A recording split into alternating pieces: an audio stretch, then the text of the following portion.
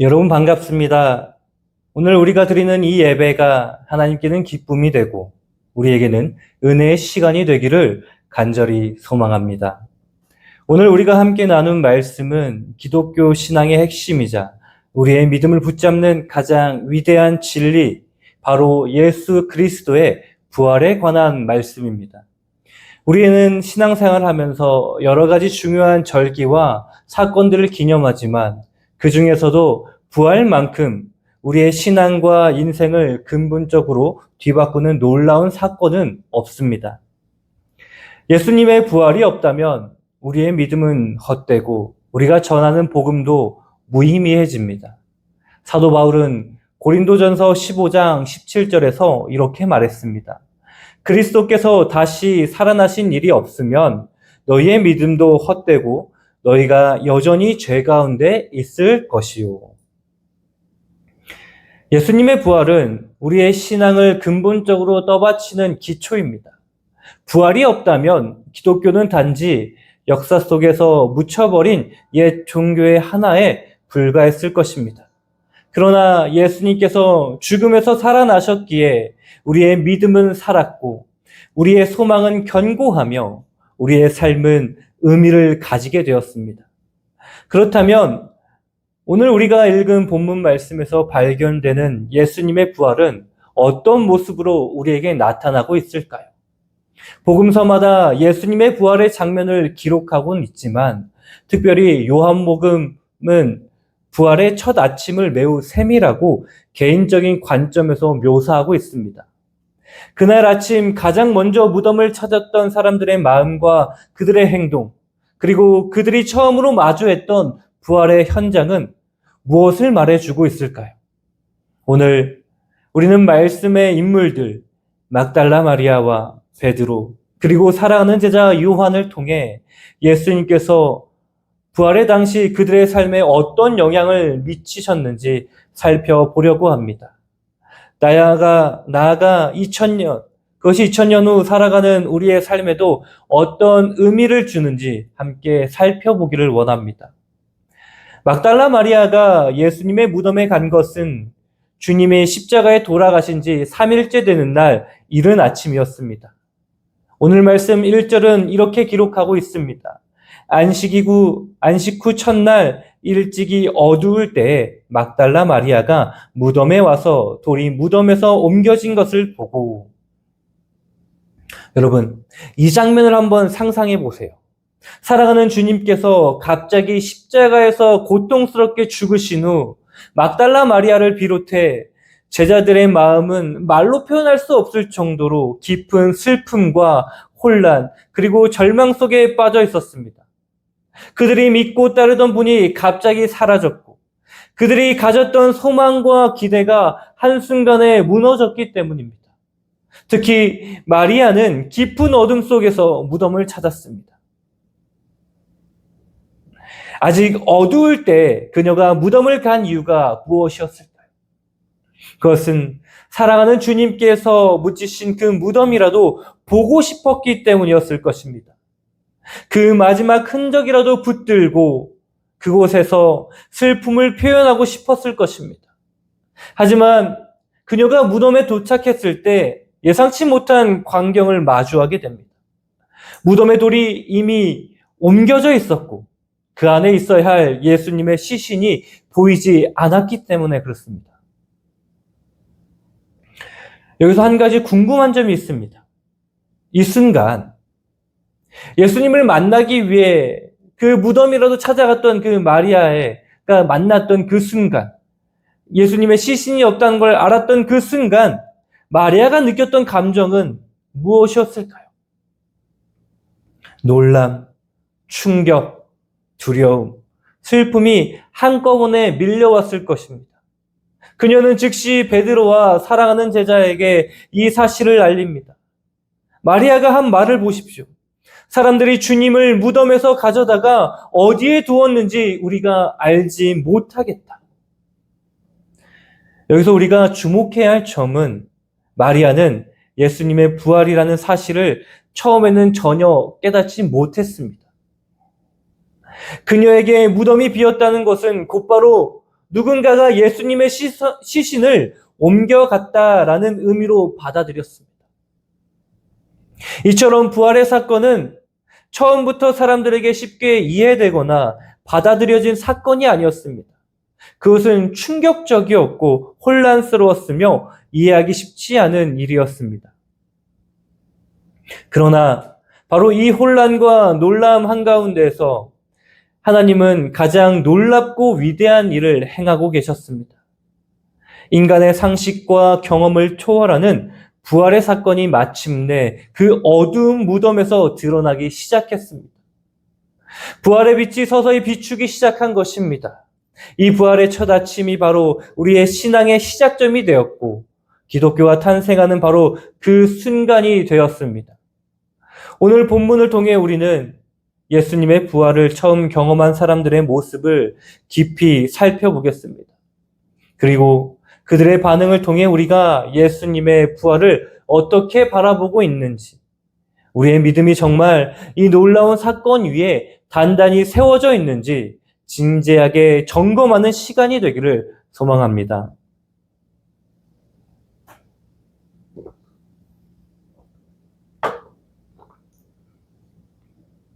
먼저 우리가 오늘 본문에서 가장 먼저 만나는 장면은 바로 막달라 마리아가 빈 무덤을 발견하는 장면입니다. 이 부분에서 성경은 매우 사실적이고 생생하게 마리아의 혼란과 당혹감을 묘사하고 있었습니다. 다시 한번 요한복음 20장 1절의 말씀을 함께 보겠습니다. 안식 후 첫날 일찍이 아직 어두울 때 막달라 마리아가 무덤에 와서 돌이 무덤에서 옮겨진 것을 보고, 이 말씀에서 우리가 가장 먼저 눈여겨봐야 할 단어는 아직 어두울 때라는 표현입니다.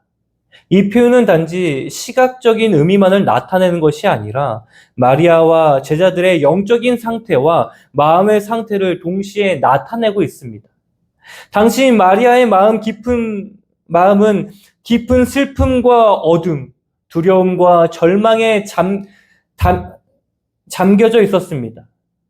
그녀는 예수님의 죽음을 도무지 받아들일 수 없었고 앞으로 무엇을 해야 할지 또 어떻게 살아가야 할지 모든 것이 불확실한 상태였습니다. 그런 마음으로 무덤을 찾아왔던 마리아는 더 큰 혼란을 맞닥뜨리게 됩니다. 왜냐하면 예수님의 시신이 있어야 할 그 무덤이 비어 있었기 때문입니다. 마리아가 느꼈을 그 순간의 심정을 상상해 보세요. 사랑하는 주님이 십자가에서 죽으신 것도 견디기 어려웠는데 이제 그 시신마저 사라져 버렸습니다. 이런 상황 속에서 그녀가 느꼈던 절망과 혼란은 이루 말할 수 없었을 것입니다. 그래서 마리아는 이 사실을 베드로와 요한에게 급히 전합니다. 요한복음 20장 2절의 말씀입니다. 시몬 베드로와 예수께서 사랑하시던 그 다른 제자에게 달려가서 말하되 사람들이 주님을 무덤에서 가져다가 어디에 두었는지 우리가 알지 못하겠다 하니, 이 말씀을 통해 우리는 마리아가 빈 무덤 앞에서 부활을 전혀 예상하지 못했다는 것을 분명히 알 수 있습니다. 그녀는 예수님의 시신이 도난당했다고 생각했습니다. 여기서 우리는 마리아와 제자들이 예수님의 부활을 즉각적으로 받아들이지 못한 이유에 대해 진지하게 생각해 볼 필요가 있습니다. 예수님께서는 이미 생전에 여러 차례 제자들에게 자신이 죽고 3일 만에 다시 살아날 것을 말씀하셨습니다. 마태복음 16장 21절에서도 분명하게 이렇게 말씀하셨습니다. 이때로부터 예수 그리스도께서 자기가 예루살렘에 올라가 장로들과 대제사장들과 서기관들에게 많은 고난을 받고 죽임을 당하고 제3일에 살아나야 할 것을 제자들에게 비로소 나타내시니, 그러나 정작 예수님이 말씀하신 대로 죽고 다시 살아나셨을 때 제자들과 마리아는 처음부터 그것을 믿고 기대하기보다는 혼란스러워하고 의심했고 두려워했습니다. 왜 그랬을까요? 왜 예수님의 부활을 그렇게 쉽게 받아들이지 못했을까요? 첫째로 부활은 인간의 상식을 뛰어넘는 일이었기 때문에 그렇습니다. 마리아와 제자들에게 있어서 예수님의 부활은 이성적으로 이해할 수 없는 사건이었습니다. 예수님께서 살아계실 때 많은 기적을 보여주셨지만 죽은 사람이 다시 살아난다는 것은 도저히 그들이 받아들이기 힘든 일이었습니다. 인간의 경험과 이성적인 판단으로는 불가능한 일이었기 때문에 그렇습니다. 두 번째로 극심한 슬픔과 절망이 그들의 믿음을 가리고 있었기 때문입니다. 마리아와 제자들은 자신들이 소망하고 기대했던 메시아가 무력하게 십자가에서 죽으시는 모습을 직접 목격했습니다. 그들이 가졌던 모든 기대와 소망이 십자가에서 산산이 무너져 내렸습니다. 극도의 슬픔과 절망은 그들로 하여금 부활이라는 가능성을 완전히 잊어버리게 만들었던 것입니다. 여러분, 이처럼 마리아와 제자들의 모습은 어쩌면 우리의 모습을 그대로 반영하고 있는지도 모릅니다. 우리도 때때로 삶의 문제와 고난, 예상치 못한 어려움과 슬픔을 만났을 때 이미 약속된 하나님의 말씀과 소망을 쉽게 잊어버립니다. 하나님의 말씀을 알고 있고 교회에서 수없이 듣고 배웠음에도 불구하고 삶의 어려움 앞에서 우리는 너무나 쉽게 흔들리고 혼란스러워합니다. 우리가 처한 상황이 어려울 때일수록 하나님이 약속하신 말씀보다는 눈에 보이는 현실이 더 크고 무겁게 다가옵니다. 그래서 우리도 빈 무덤 앞에서 혼란스러워했던 마리아처럼 이미 주어진 부활의 약속과 소망을 온전히 바라보지 못한 채 두려움과 혼란 속에 빠져버린 것입니다. 그러나 이 빈 무덤에서 마리아가 경험했던 혼란과 의심은 부활의 진리를 더욱 선명하게 드러내기 위한 시작점이었습니다. 마리아의 혼란과 의심은 곧 이어지는 놀라운 부활의 진리를 더 적극적이고 분명하게 보여줄 준비 과정이었던 것입니다.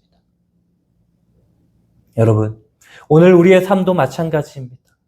우리가 현재 겪고 있는 문제와 어려움, 슬픔과 혼란이 있다면 그것은 부활의 능력과 하나님의 약속이 우리의 삶에 더욱 분명하게, 선명하게 나타날 준비 과정입니다. 우리의 문제와 혼란은 결코 부활의 진리를 가리는 장애물이 아닙니다. 오히려 그것들은 우리가 부활하신 주님을 더욱 생생하고 깊이 경험할 수 있도록 돕는 도구가 될 것입니다.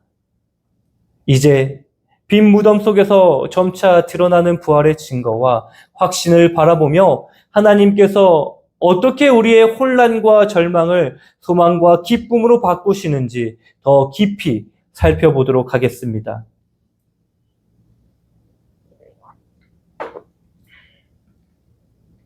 막달라 마리아가 빈 무덤의 소식을 전하자 베드로와 요한은 곧바로 무덤을 향해 달려갔습니다. 본문 3절과 4절을 함께 읽도록 하겠습니다.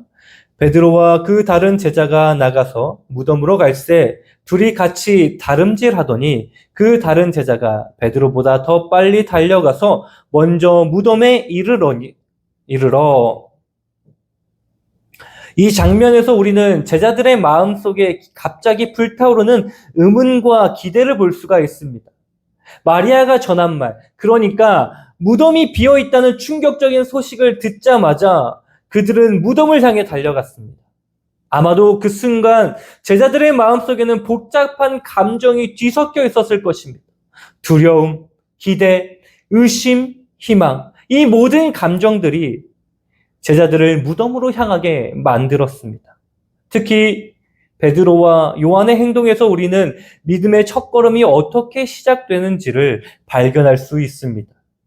제자들은 마리아의 말을 듣고 단지 앉아서 고민한 것이 아닙니다. 그들은 직접 달려가 무덤을 확인했습니다. 믿음은 바로 이처럼 적극적인 반응과 행동에서 시작됩니다. 진리를 확인하고자 하는 열망, 말씀을 듣고 단지 머릿속으로만 생각하는 것이 아니라 그것을 우리의 삶에서 실제로 확인하고자 하는 적극적인 행동이 믿음의 시작이 되는 것입니다. 이제 무덤에 먼저 도착한 제자 요한은 먼저 무덤 안으로 들어가지 않고 밖에서 살펴봅니다. 본문 5절입니다. 구부려 세마포 놓인 것을 보았으나 들어가지는 아니하였더니. 요한은 무덤 안에 들여다보면서 세마포가 놓여 있는 것을 보았습니다. 이것은 매우 중요한 단서입니다. 예수님의 시신이 도난당했다면 세마포는 아마도 어지럽게 흐트러져 있거나 아니면 아예 남아있지 않을 수도 있었습니다. 하지만 세마포가 놓여있는 그 모습은 예수님의 부활이 단순히 도난 사건이 아니라는 것을 암시하고 있었습니다. 이어서 베드로가 도착하여 무덤 안으로 직접 들어가 확인합니다. 본문 6절과 7절의 말씀을 함께 읽겠습니다. 시몬 베드로는 따라와서 무덤에 들어가 보니 세마포가 놓였고 또 머리를 쌌던 수건은 세마포와 함께 놓이지 않고 딴 곳에 쌌던 대로 놓여 있더라. 여러분, 이 장면은 매우 중요한 장면입니다. 왜냐하면 이 장면을 통해 예수님의 부활이 더욱 확실한 증거로 제자들 앞에 드러나기 시작했기 때문입니다. 당시 유대인의 장례의 풍습을 고려할 때 머리에 쌌던 수건이나 세마포, 그것들이 분리되어 따로 깔끔하게 접혀 있다라는 것은 매우 이상하고 특별한 일이었습니다. 만약 도둑이 시신을 가져갔다면 뭐하러 이렇게 정성스럽고 깔끔하게 세마포와 수건을 정리하고 갔겠습니까? 또 그럴 여유가 어디에 있었겠습니까? 바로 이 장면이 제자들에게 중요한 메시지를 전달했습니다. 빈 무덤은 혼란과 의심을 일으키는 동시에 부활의 확실한 증거와 신호를 보여주는 곳이 되었습니다. 빈 무덤이 처음에는 의심과 두려움의 원인이었지만 이제는 제자들의 믿음을 이끌어내는 결정적인 증거로 바뀌어가고 있는 것입니다. 결국 8절에 이르면 놀라운 고백이 등장합니다. 그때야 무덤에서 먼저 갔던 그 다른 제자도 들어가 보고 믿더라. 여기서 믿더라라는 이 말은 매우 중요합니다. 요한이 직접 무덤 안에서 들어가 빈 무덤과 세마포의 상태를 보고 나서야 비로소 부활에 대한 믿음을 갖게 되었다는 것입니다. 이 믿음은 예수님께서 이전에 제자들에게 반복적으로 가르쳐 주셨던 부활의 진리를 다시 한번 떠올리게 하는 것이었습니다. 여기서 우리는 믿음의 중요한 본질을 하나 발견합니다. 믿음이라는 것은요, 우리가 이해할 수 있는 범위를 넘어서는 하나님의 초자연적인 역사에 대해 마음을 열고 그것을 받아들이는 것입니다. 제자들도 처음에는 빈 무덤을 보고 이해하지 못하고 혼란스러워했습니다. 그러나 그들이 직접 무덤에 가서 보고 만지고 확인했을 때 믿음의 빛이 그들 안에서 비로소 시작되었습니다. 이러한 제자들의 모습은 오늘 우리에게도 매우 중요한 교훈을 줍니다. 우리의 삶에도 여전히 많은 혼란과 이해할 수 없는 일들이 있습니다. 삶의 현장에서 우리는 빈 무덤과 같은 상황을 자주 만납니다. 예상치 못한 일들, 이해하지 않는 문제들 앞에서 우리는 때로는 흔들리고 혼란스러워합니다. 하지만 그때 우리가 해야 할 것은 혼란과 의심 속에서 가만히 머물러 있는 것이 아니라 베드로와 요한처럼 적극적으로 주님께 나아가 그 진리를 직접 확인하고 체험하는 것입니다. 우리가 하나님의 말씀을 실제로 붙잡고 기도와 말씀 속에서 그 진리를 확인할 때 우리의 믿음은 비로소 더욱 선명하고 강력해지기 시작합니다. 이 빈 무덤이 믿음의 시작점이 된 것처럼 오늘 우리가 처한 이해할 수 없는 상황들, 문제와 어려움들 또한 우리에게 더 깊고 분명한 믿음을 가져다주는 시작점이 될 수 있습니다. 하나님은 종종 빈 무덤 같은 우리의 이해와 상식을 넘어선 상황들을 통해 우리에게 진정한 믿음의 길을 열어주십니다.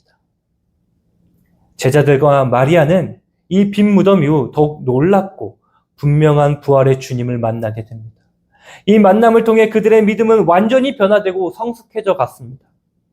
우리가 빈 무덤 앞에서 발견한 믿음이 어떻게 우리의 삶을 완전히 새롭게 하는지, 그 놀라운 은혜의 역사를 함께 살펴보겠습니다.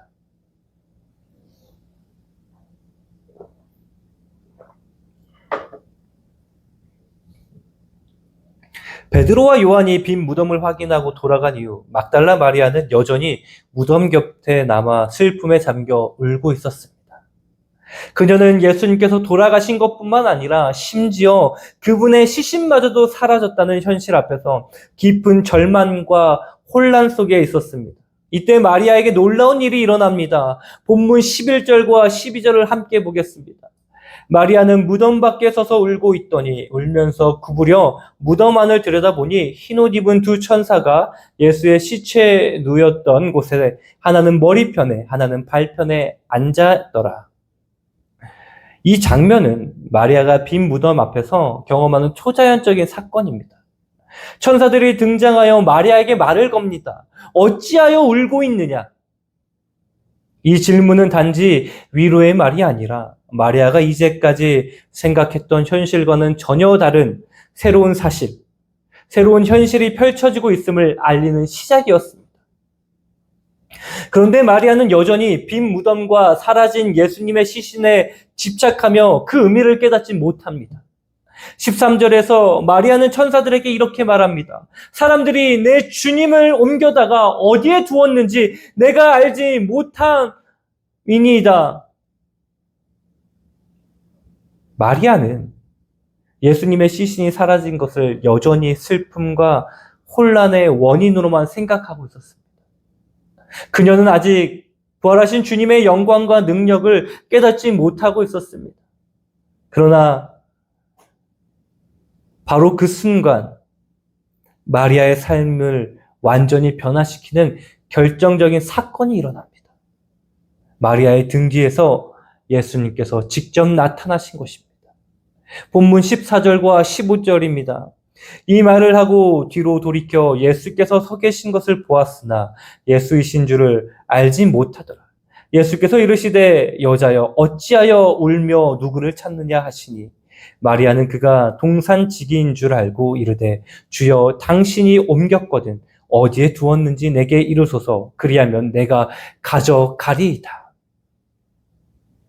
이 장면은 놀라운 반전과 은혜가 담겨져 있습니다.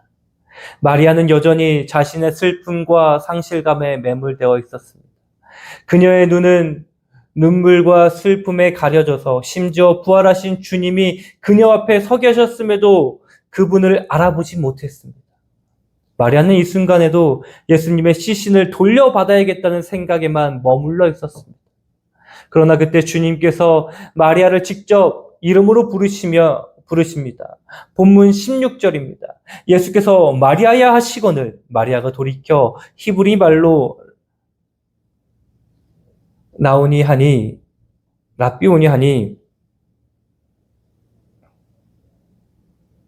주님이 마리아라라고 친히 부르셨을 때 그녀는 모든 혼란과 슬픔은 사라지고 부활의 주님을 향한 믿음과 감격으로 바뀌었습니다. 주님의 음성을 듣는 그 순간 마리아는 비로소 눈이 열렸고 그 앞에 계신 분이 바로 자신이 살아가는 따르던 예수님이심을 확신하게 되었습니다. 여기서 우리는 매우 중요한 영적 진리를 발견하게 됩니다. 진정한 믿음의 변화는 바로 주님의 음성을 듣고 그분을 인격적으로 만나는 순간 시작된다는 사실입니다. 베드로와 요한도 빈 무덤을 보았습니다. 하지만 그들은 단지 빈 무덤의 상태를 확인하고 돌아갔습니다. 그러나 마리아는 무덤 앞에서 부활의 주님과 직접 만나게 된 것입니다.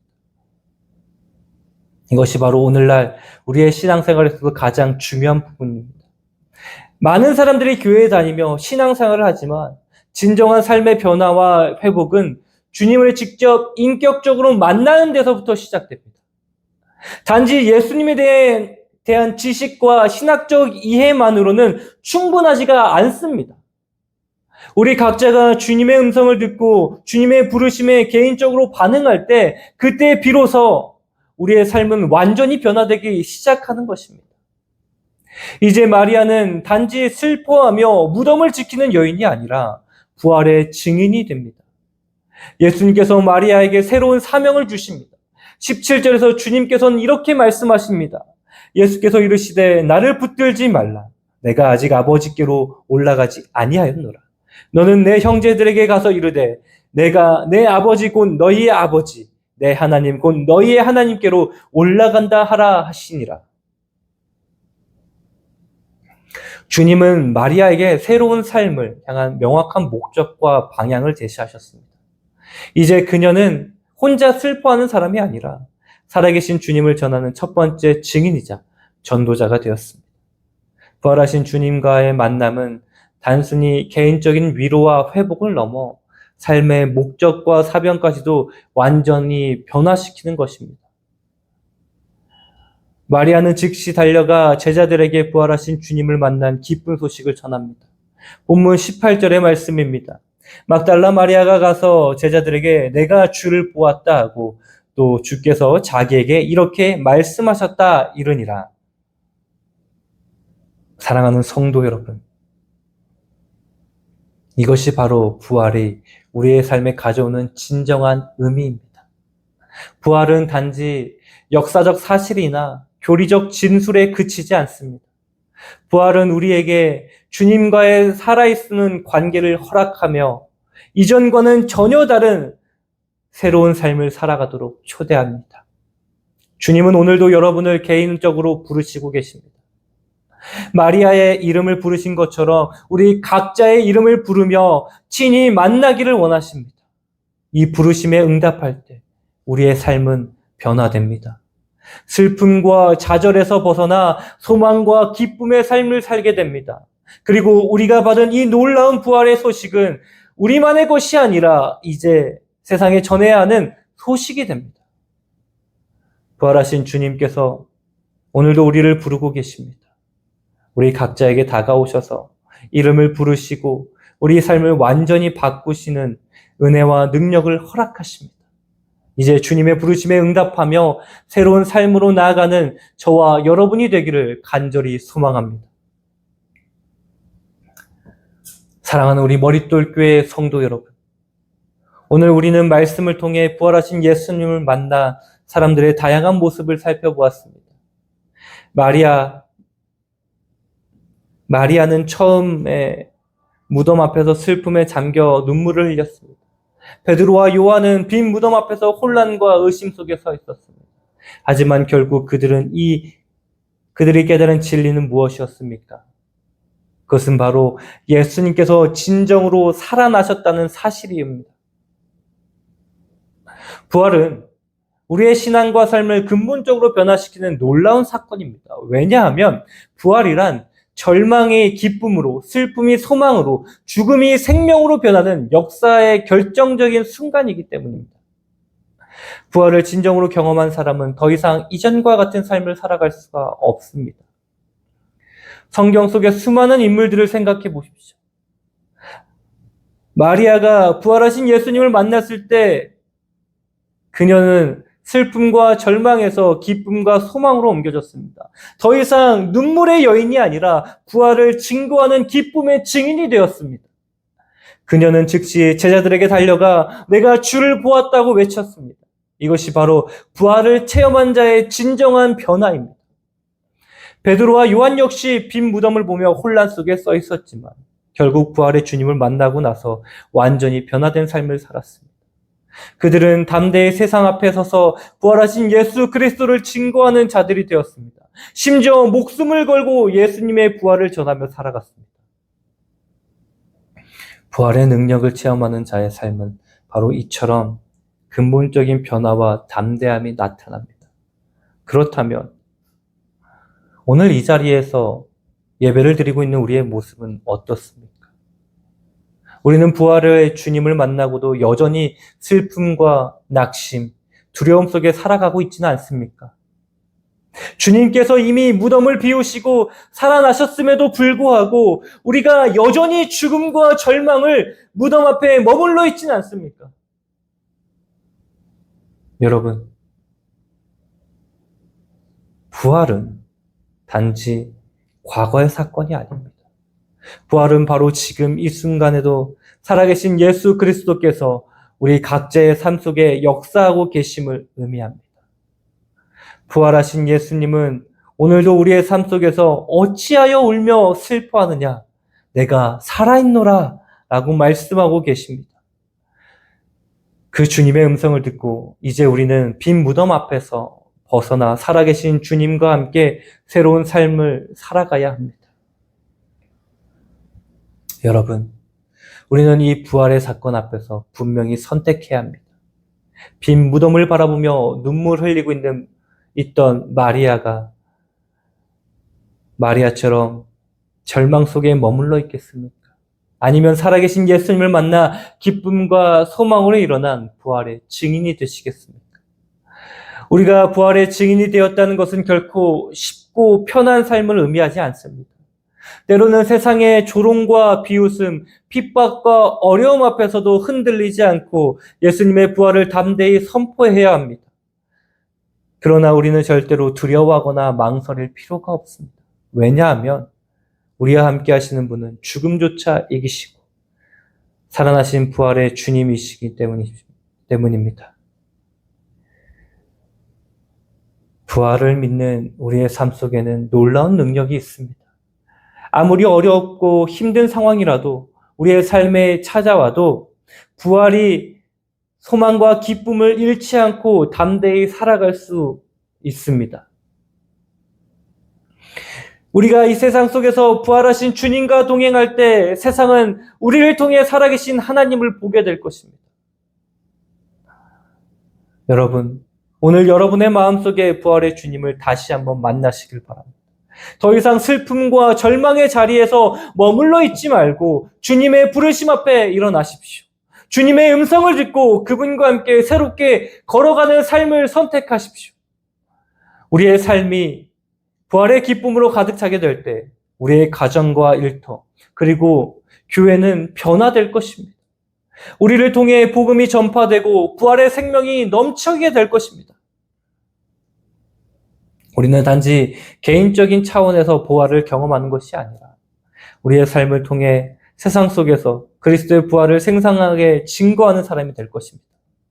그러니 부활의 예수님께서는 바로 지금 이 자리에 우리와 함께 계시다는 사실을 기억하시길 바랍니다. 이제 우리가 그분의 음성을 듣고 그분과 함께 담대히 일어나 부활의 길을 걸어가야 할 때입니다.